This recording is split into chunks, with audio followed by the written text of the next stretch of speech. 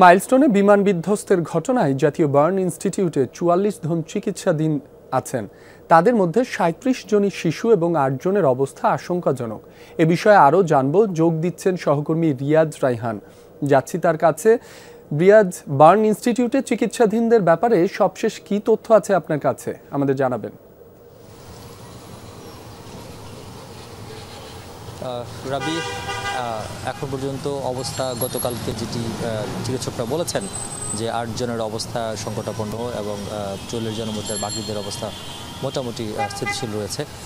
তবে যেহেতু এটি পোড়া দগ্ধ, সেহেতু চিকিৎসকরা বলে থাকেন যে 18 অর্থাৎ যদি কোনো ব্যক্তির 18 ভাগের বেশি পুরো অংশ পুড়ে যায় তাহলে তাকে ঝুঁকিপূর্ণ বলা হয় এবং একবারে ঠিক না হওয়া পর্যন্ত, অর্থাৎ পুরোপুরি সুস্থ না হওয়া পর্যন্ত তাকে শঙ্কামুক্ত বলা যায় না।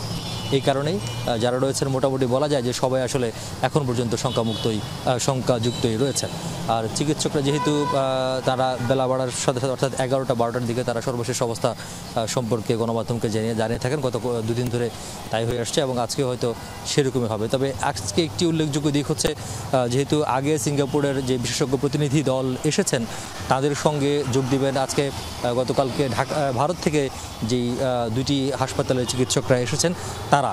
সুতরাং যারা এসেছেন তারা সবাই বার্ন অ্যান্ড প্লাস্টিক সার্জারি বিশেষজ্ঞ এবং ধারণা করা হচ্ছে বা বলা হচ্ছে যে তাদের সহযোগিতায় নিয়ে বাংলাদেশের চিকিৎসক যারা আছেন তাদের সমন্বয়ে একটি সর্বোচ্চ সেবা বা চিকিৎসার সর্বোচ্চ মান তারা বজায় রাখতে সক্ষম হবে এবং এটি অন্তত যারা দগ্ধ হয়েছেন আমাদের কোমলমতি শিশুরা থেকে শুরু করে এই মাইলস্টোনের ঘটনায় তাদের জন্য অনেক বড় ধরনের সহায়ক ভূমিকা হিসেবে পালন করবে বলে মনে করছে।